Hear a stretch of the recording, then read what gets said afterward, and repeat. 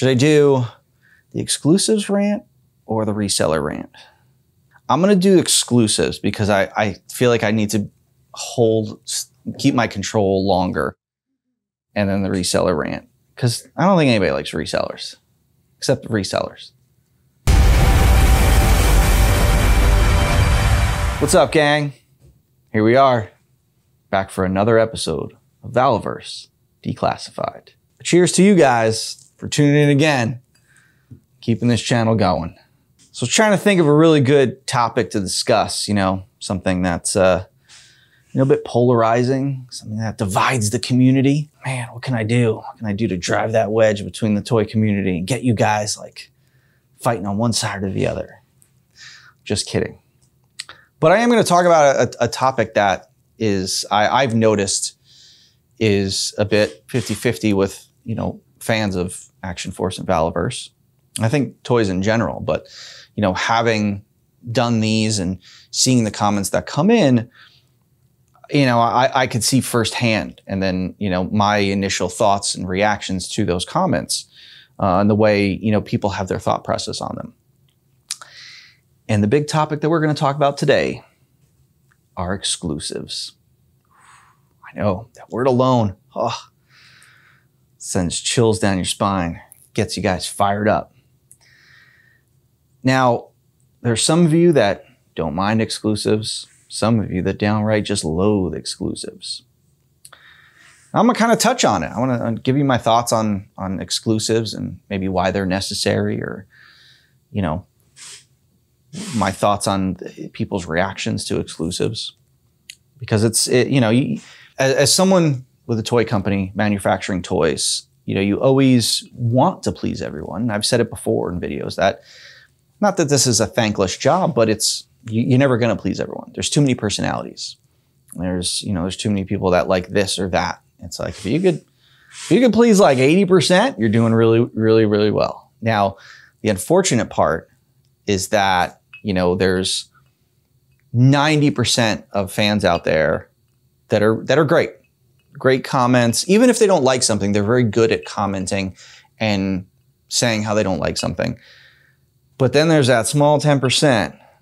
Oh man, I think I need a drink first before I talk about it. There's that small 10% that really almost ruin it for you in a way. And I get it. Listen, people want to voice their opinions, and I think, social media has aided in that. I'm not a fan of social media, even though it helps run the business. It's good in that sense, but I think it made it so that people felt like, and I'm gonna put this in a little bit of a harsh way, that people could just throw up out of their mouth. Like, everything I say matters. I've said it before about, the 89 Batman, the Mezco 89 Batman, and how disappointed I was with that. I wasn't going on Mezco's page, ranting, going up one side and down the other. It's like, on our 3POA podcast, I might have mentioned it and how disappointed I was. But I wasn't that person that visceral, I'm gonna go on their site and give them a rash of it and make my voice heard. I didn't feel like it wasn't gonna gain anything. If anything, it was just gonna make someone mad, but it wasn't gonna, just change anything.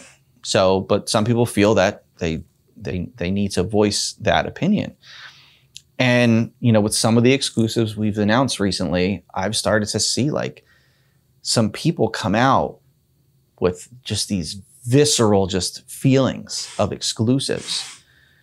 And I kind of want to touch on it and also explain exclusives. Now, the time I noticed it the most recently was with our Bone Collector, our 100th Action Force item. When we first announced the item, I talked about it being a show exclusive throughout the rest of the year. I wanted it to be you go to the show, you can get it. I was doing multiple shows for the rest of the year. Then at the end of the year, we would put it up on the site. And some of the comments, people saying well, I'm not planning on going to any shows, or, I've been collecting this line from day one, and this is really off-putting that you're doing an exclusive. And it's this is going to be so hard for me to get. And if I can't get one item, I don't want any of the line. As a completist, when I collect a vintage line, I'm a completist. But I've never gotten into a line and said, that one item's really hard to get, so it's off-putting, I'm not going to collect it. Dick Tracy, the blank. I didn't say, blank's impossible to get, I'm not going to get it. I'm putting that very lightly. These people were just a little harsher with it. But to me, it's just like, it's part of the line. I will eventually get it. You know, now we have this thing called FOMO. FOMO is real. You know, I'll touch on that. But when you complain about, say, toy like exclusives and, you know, the fact that something is exclusive, it's like, if you're mad about something being exclusive and you're like, oh, this is really off-putting, it's like, I'm kind of curious what lines you may collect. Because I think about that James Franco meme where he's in the noose and he looks over to the guy and says, first time? That's what I think when I hear that, because I think, like, if you're a toy collector, what are you collecting? Because every single line has exclusives. Every line. Marvel Legends, Star Wars Black Series, the Jada Street Fighter, every line has exclusives. It's just the way toy collecting is. So if I hear someone say, this is off-putting, I don't want to collect the line anymore, well, what are you collecting? What are you collecting that you're okay with having exclusive? Or what line are you okay with buying that you don't get the exclusive? Because if you're saying that exclusives are off-putting, then you probably wouldn't be a collector at all. You probably shouldn't have any items because every line has an exclusive.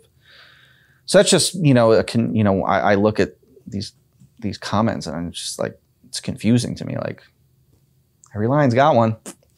You know, it's collecting, toy collecting, it's like, it's the thrill, it's the hunt. Like, if everything was just readily available, you just go to the store, you buy it, like you're buying new shoes or you're buying envelopes.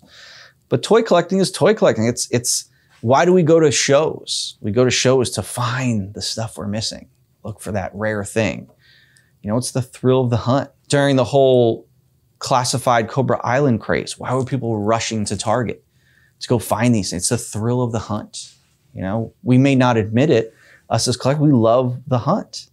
That's fun. That's part of it. We do exclusives for that. It drives collecting. It helps, you know, the whole aspect of collecting, you know, and exclusives are also necessary because we have partners we work with. We have a good relationship with Big Bad, and they've done a bunch of exclusives for us, and they've done very well.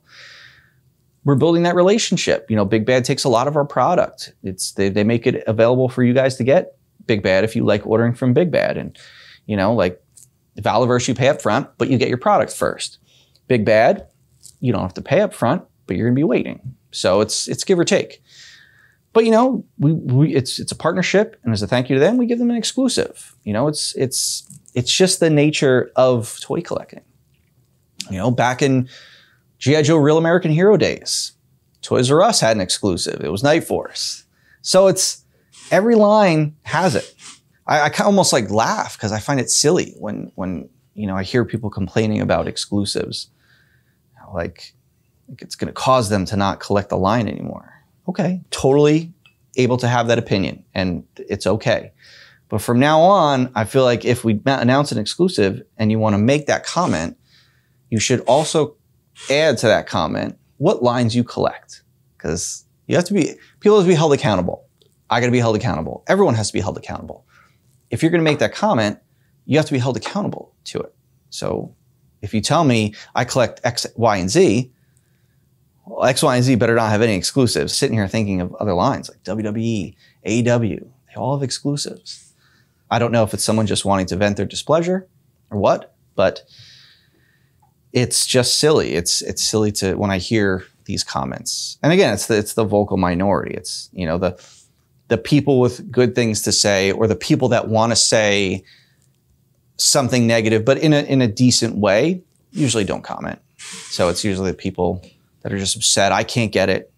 Oh, I'm going to miss out on this. FOMO's real. Like, you know, I'm not going to make it to this show or that show. It's like, well, you know, it's cool. And we have like a perfect track record of this. Every single time we've done an exclusive for a show or what have you, that's been available on our site. Even our Big Bad exclusive items have eventually been available on our site. So if you want to voice your displeasure about a Valaverse exclusive, just remember, every single time we've made it available. You know, with the Bone Collector. We saw it was happening with resellers and scalping, made it available. You know, gave a lot of people a chance to get one. So, you know, but either way, that figure would have been available after the convention season in 5 months anyway. You know, and if you want to wait, you can wait.